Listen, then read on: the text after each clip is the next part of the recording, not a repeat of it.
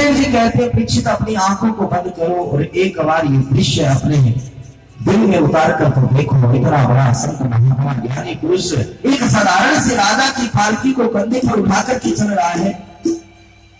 जड़भरत जी का नियम था कि 5 हाथ जमीन आगे की देख कर चलते थे। एक भी चींटी उनके पास पांव के नीचे न आ जावे और पांव नंगे ही रहते थे।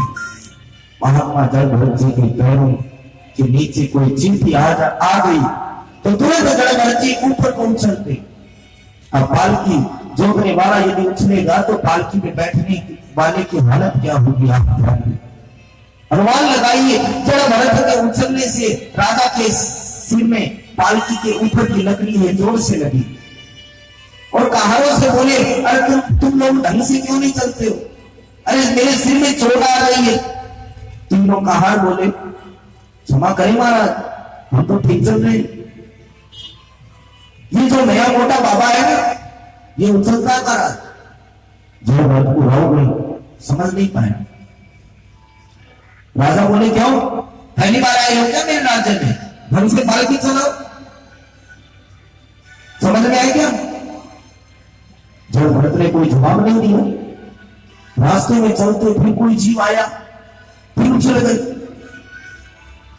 रावण थोड़ा क्रोध में बोले, अरे इतना मोटा ताजा शरीर होती हुए भी पालकी ठीक से नहीं चला पाते, बार बार मेरे सिर में चोट लगती है।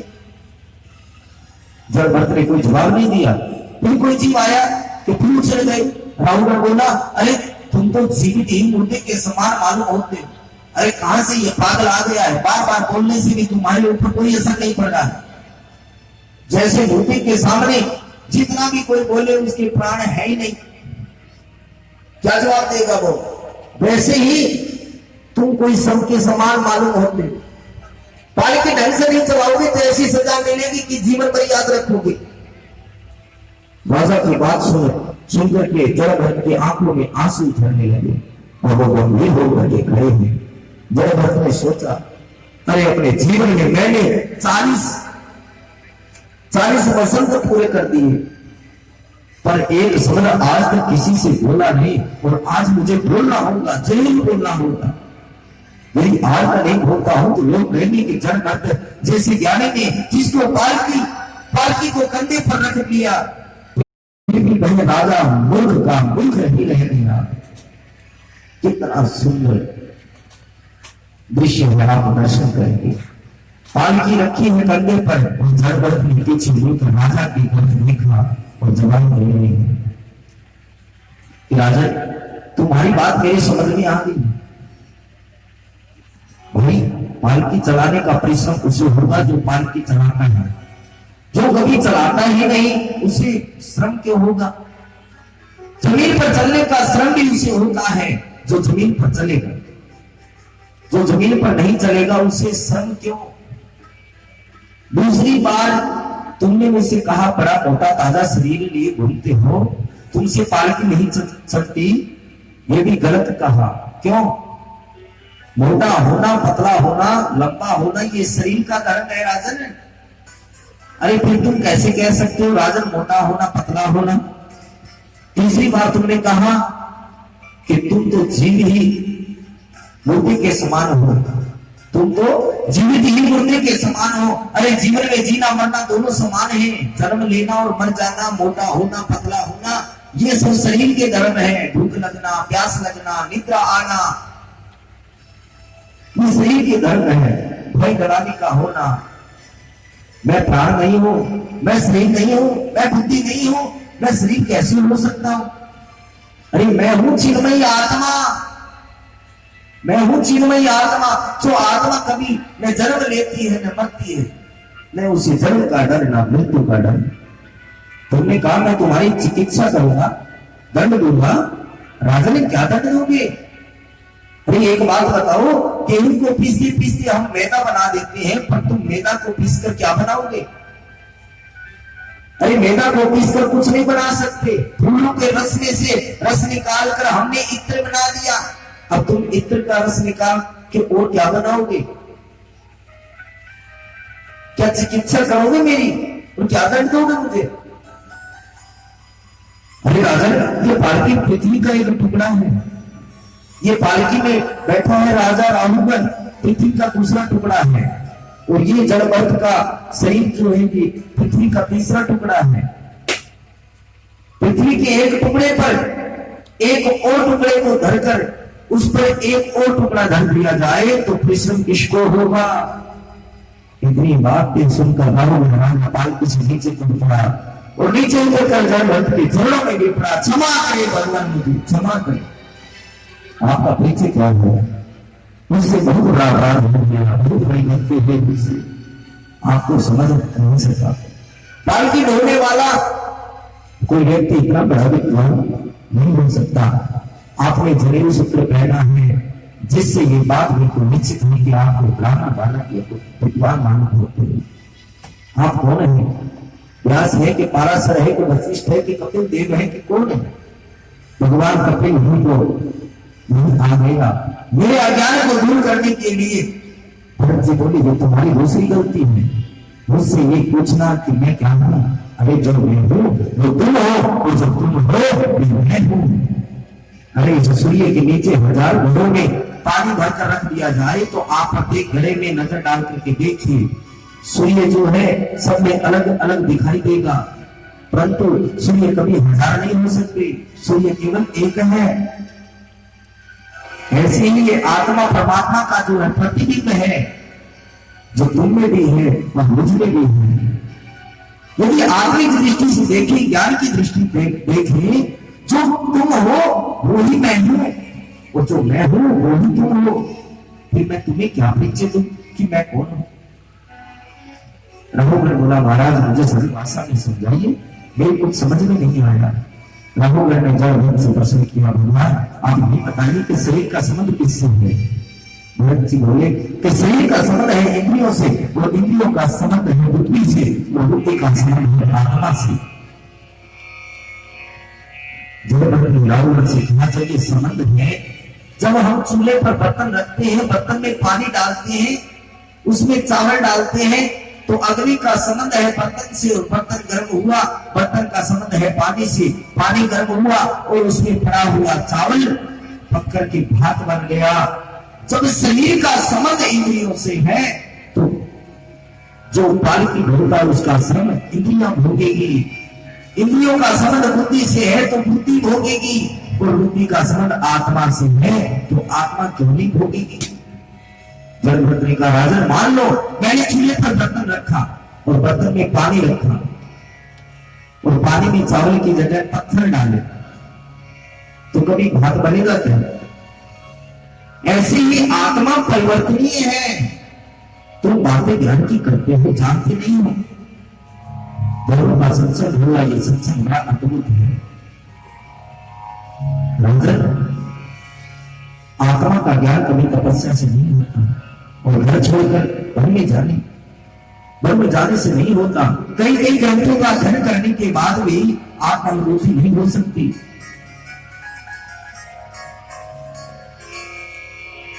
जब तक महापुरुषों के चरणों की धूल मस्तक से नहीं लगाओगे, महापुरुषों का सत्संग जब तक नहीं करोगे, तब तक तुम्हें आत्मबोध नहीं हो सकता। इसलिए आत्मज्ञान के लिए जोड़ाई अत्यंत आवश्यक है, तो वो ही करो। मैं पहले भरत नाम का राजा था, अपने पिताजी का सत्संग मिला, कथा सुनी, मैंने मन में ऐसा वैराग्य आया कि घर छोड़ करके वन में चला जाऊं, और वन में जाने के बाद मृग शावक में ऐसी अनुवृत्ति हो गई कि स्वयं मुझे मृग बनना पड़ा। आचार्य सुखदेव कहते, राजा जड़ जैसे महापुरुषों के अवतार से, जड़ के संग से हमारी इस भूमि का नाम भारत है। हमारी भूमि पर 3 भरत हुए, एक है केकई कुमार श्री भरत, दूसरे श्रीमद् भागवत के ज्ञानी जड़ भरत, और तीसरे दुष्यंत नंदन शकुंतला कुमार श्री भरत। इन तीनों भक्त को हम वंदन करते हैं। एक भक्त है भक्ति योगी, दूसरे है त्याग योगी, तीसरे है भक्त कर्म योगी। इन तीनों महापुरुषों के नाम पर हमारी भूमि का नाम भारतवर्ष पड़ा। सुखदेव जी कहते, राजा वैसे तो हमारी पृथ्वी पर 7 द्वीप हैं, लेकिन 7 द्वीपों में एक द्वीप श्रेष्ठ है, उसका नाम है जम्बू द्वीप। जम्बूद्वीप में 9 प्रकार के वंश हैं। उन 9 वर्षों में नवा जो 9वां है वो भारतवर्ष है। और भारतवर्ष कर्म प्रधान है। देवता भी तरसते हैं, प्रार्थना करते कि हे भगवान मनुष्य शरीर मिले तो केवल भारतवर्ष में मिले, क्योंकि जो सुख इस पवित्र भूमि पर है वो स्वर्ग में नहीं मिलता। स्वर्ग में चाहे तो भागवत नहीं सुन सकते। स्वर्ग में तो हम यहाँ जो सत्कर्म करते हैं उसका फल, कुछ पुण्य का फल भोग में स्वर्ग जाते हैं। पुण्य क्षय होने के बाद फिर संसार में आना पड़ता है।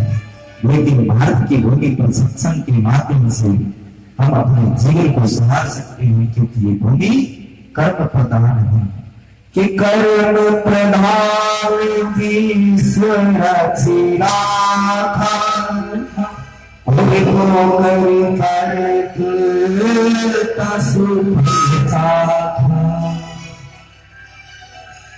जैसा कर्म करते हैं ना वैसा फल भोगना पड़ता है। कि मेरे देश की धरती सोना उगले और उगले हीरे मोती है, मेरे भारत देश की भूमि। अरे जहाँ डाल डाल पर सोने की चिड़िया करती है बसेरा, भारत देश मेरा, भारत देश मेरा। डाल डाल पर सोने की चिड़िया करती है बसेरा, भारत देश मेरा, भारत देश मेरा।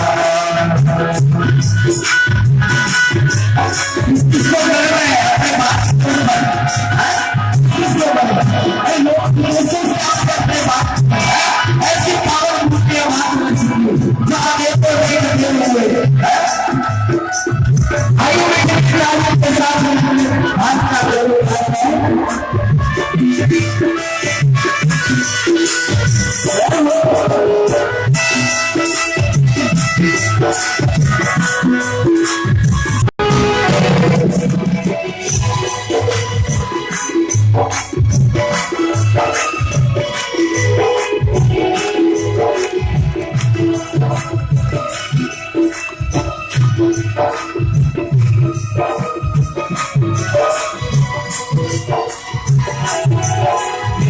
करती है तो इसी कुटी जब से प्रभुरा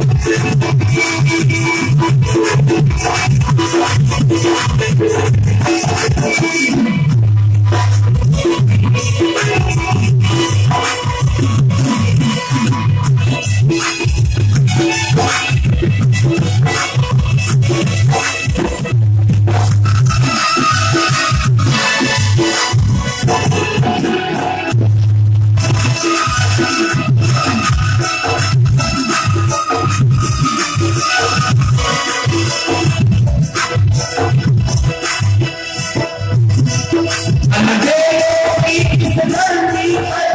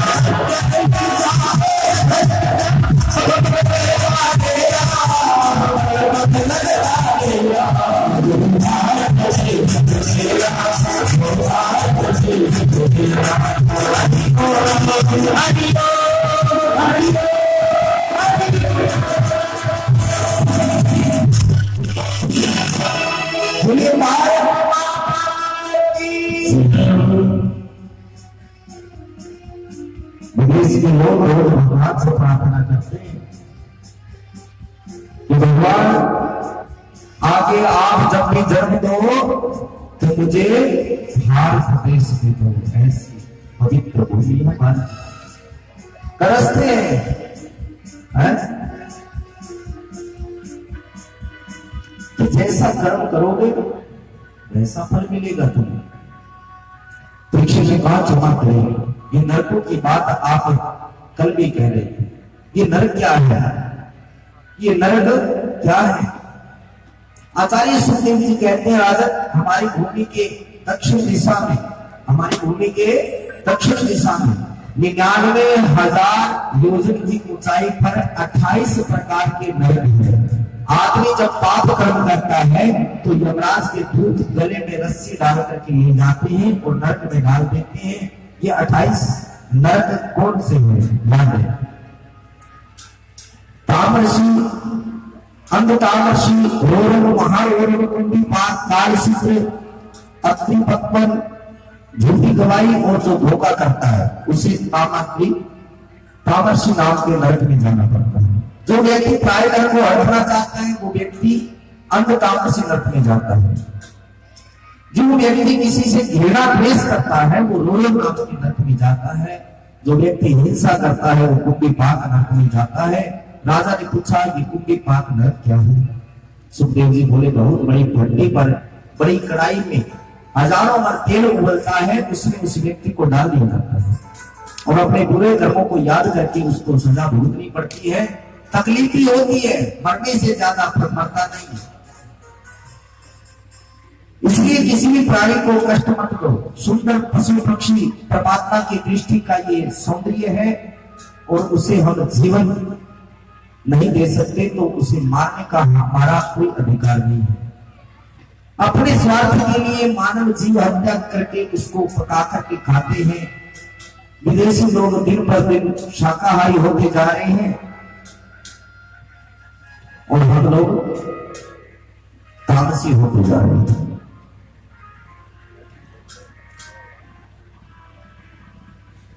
ये जो लोग जीवों को मार करके खाते हैं ना, उनको एक बात बताना चाहता हूं। अरे जब हमारे परिवार का कोई सदस्य चल जाता है तो हमारे 12 दिन का सूत्र हो जाता है। हो जाता है कि नहीं हो जाता? और हम उसका क्या करते हैं? जब वो मर जाते हैं तो उसको हाथ हम शमशान घाट में लेके जाते हैं, उनको जला देते हैं। उनका 12 दिन तक जो क्रियाक्रम होता है वो करते हैं। सूतक लग जाता है। महाराज, हम किसी जीव को घर पे मार करके लेके आएंगे, उस जीव को खाएंगे, क्या हमारे वो सूतक नहीं लगेगा? याद है, हमारे घर में क्या वो सूतक नहीं लगेगा? अरे घर का परिवार का कोई सदस्य मर जाए तो उसको 1 मिनट घर में नहीं रहने देते, चलो शमशान घाट है, और किसी दूसरे जीव को घर में लेके आते हैं। ध्यान देना, जैसी आत्मा हमारे अंदर है ना, वैसी आत्मा उसके अंदर है। हो सकता है वो हमारा दादा या परदादा भी है, वो जीव, हमें भी ये नहीं पता। जीवन की हम नहीं करनी चाहिए। अरे कितनी प्राकृतिक कितनी चीजें बनाई है, काजू, बादाम, किशमिश, अखरोट, बहुत से काजू, नोजा, खुरमानी है, गुड़ खाओ, गाजर पाक खाओ, कितनी अच्छी अच्छी चीजें बनाई है भगवान ने हमारे। शाकाहारी भोजन करो, शाकाहारी। हमारे भारत में एक वो खली हुआ, खली का नाम सुना होगा, जो वो क्या बोलते हैं, अंडा देकर बॉक्सिंग करते हैं। वो खली में कोई जीव थोड़ी खा है, उसका शरीर देखो, अपने भारत का नाम रोशन किया उसने विदेशों में जाकर के। उसने कोई अंडे मीट मांस थोड़ी खाए, उसने शाकाहारी भोजन किया, दूध पिया उसने, गौ माता का दूध पिया उसने, काजू खाए उसने, अखरोट खाए हैं। आप भी खाओ नहीं उसे, किसी चीज के अंदर क्यों करते हो? क्या मिलता है आपको? राजा परीक्षित ने कहा कुछ पाप हमसे अनजाने में भी हो जाते हैं, एक तो जाने माने हो गए, कुछ अनजाने में भी हो जाते हैं। जैसे झाड़ू लगाते हैं, चींटी मर गई, हम लोग श्वास लेते हैं तो कितने जीव हमारे श्वासों के माध्यम से मर जाते हैं। भोजन बनाते समय लकड़ी जलाते हैं, उस लकड़ी में कितने जीव मर जाते हैं न जाने। आचार्य सुखदेव ने कहा है 5 प्रकार के यज्ञ व्यक्ति को नित्य करने चाहिए। गौग्रास रोज निकालो, गौग्रास रोज निकालो।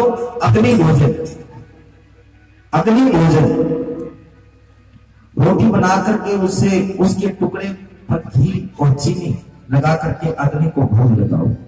और चींटी को 10-5 ग्राम आटा रोज वृक्षों की जड़ों में डाल करके, वृक्षों की जड़ में डाल करके आओ। और पक्षियों को अन्न डालो और आटे की गोली बना करके जलाशय में मछलियों को डालो। अतिथि सत्कार करें, घर के द्वार पर भिखारी आवे तो उसे झूठा अन्न भिक्षा के कभी नहीं देने, ये प्रयास करें। ऐसे अनजान में किए हुए जो अपराध हमसे होते हैं, 5 प्रकार के यज्ञ करने से हमें उनका दोष नहीं लगता, उन पापों का फल हमें नहीं भोगना पड़ता। सबसे सर्वोत्तम तो राजन श्री कृष्ण कीर्तन है। राजा ने कहा यदि हमसे कोई पाप कर्म हो गया तो नरक से हमें मुक्ति मिल जाए, इसके लिए हमें क्या करना चाहिए? सबसे बड़ा अपराध से प्रयास ये करो परमात्मा से कभी कुछ मांगना नहीं पड़े। मांगना तो किसी से भी कुछ नहीं पड़े। मांगने से तो हमारा जो आत्मबल है ना वो कमजोर हो जाता है। परमात्मा से केवल प्रार्थना करो, मुझे देना नहीं पड़े, लेना किसी से नहीं पड़े, मुझे हमेशा देना पड़े, लेना कभी किसी से नहीं। मैं किसी से जीवन में कुछ नहीं मांगूंगा। यदि मांगना ही पड़े तो दुनिया वालों से क्या मांगू? मांगना है तो फिर परमात्मा से ही मांगूंगा कि जो दे दे खुशी से और ना कहे किसी से, जो दे दे खुशी से और ना कहे किसी से, मांग उसी से। आचार्य सुखदेव कहते हैं मैं ऐसा मानता हूं एक बार में जिसने अपने मन को कृष्ण के चरणों में लगा दिया, उस वक्त में भी कभी यमराज जी को नहीं देखता। और एक बार मन कैसे भी लग जाए, एक बार कोई गोविंद का जाप कैसे भी कर ले। राजन मुझे एक कथा याद आ गई। एक पंडित जी थे, उन पंडित जी का नाम था अजामिल। बड़े विद्वान, बड़े सुशील, भाषी, बड़े तेजस्वी, यशस्वी, मनस्वी थे। अजामिल को शास्त्रों का बोध है, शास्त्रों का ज्ञान है, लेकिन मन बिगड़ गए। हमारे मन में काम को प्रवेश के 2 ही मार्ग हैं। काम के प्रवेश के 2 ही मार्ग हैं, एक आंख और दूसरे कान। रहेंगे तो मैं नहीं रह सकती। उस घटना के सोचने पर इतना मोहित हो गया, सज्जनों व्यक्ति का व्यक्तित्व कभी चमड़े से नहीं निकलता, आचरण की पूजा होती है। परमात्मा ये मिले थे कि आप गोरे हैं काले हैं। परमात्मा ये नहीं देखते कि आप बनाते हैं या गरीब हैं, अरे वो तो आपके भाव को देखते हैं। भाव से देखता है, बना मेरा भूल में चला जाता है। अजामिल ने सुगंधा के सौंदर्य पर मोहित होकर अपनी पत्नी का त्याग कर दिया और संस्कार को भेजी। प्राप्त जैसे ही भजन करने बैठे, लड़का डांट करके बोली, अरे क्या माला पूजा लेकर के बैठे? अरे तुम्हारे ऐसे थोड़े बहुत धन कमाने से कुछ नहीं होगा, मेरे को तो ज्यादा धन चाहिए, ज्यादा। अब उसके संबंध से अजामिल की वृत्ति बिगड़ गई। परम सुशील ब्राह्मण चोरी करने लगा। धीरे धीरे चोरी की प्रवृत्ति बढ़ गई। चोरी करते करते डाका और भगवान का कीर्तन गाते हुए गा रहे थे। तस्वीर में नारायण नारायण नारायण नारायण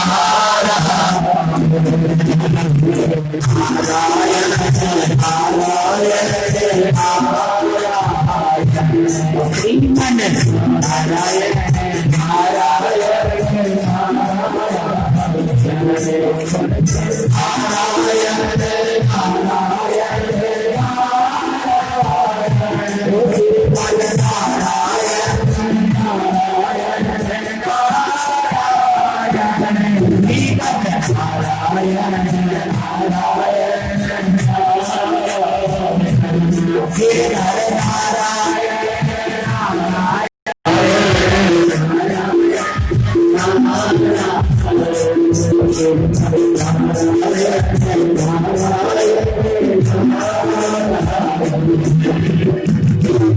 भगवान ने कहा तो आपकी पूजा भी वहां मिल जाएगी। संत तो सरल हृदय के होते हैं, उसके उपहास को नहीं समझ सकी। वो सब अजामिल के घर चली गई। उस समय अजामिल घर पर नहीं था, गणिका ही थी घर में। और गणिका ने बोले महाराज ये मेरा बहुत बड़ा दुर्भाग्य है, मैं क्या बताऊं आपको कि मैं आपसे पानी पीने के लिए भी नहीं कह सकती। मेरे पति कोई भक्त नहीं है, बहुत बड़े डाकू हैं, लुटेरे हैं। और बचपन में मेरी मां ने कहा था कि संतों से कभी झूठ नहीं बोलना, सत्य कहता हूं कि हमारे घर पर मदिरापान होता है, मेरे पति मांस भक्षण करते हैं, मैं तो आपके जल पीने का भी आग्रह नहीं कर सकती महाराज। महात्मा बोले कोई बात नहीं। बोलते हो क्या हो गया तुम्हें?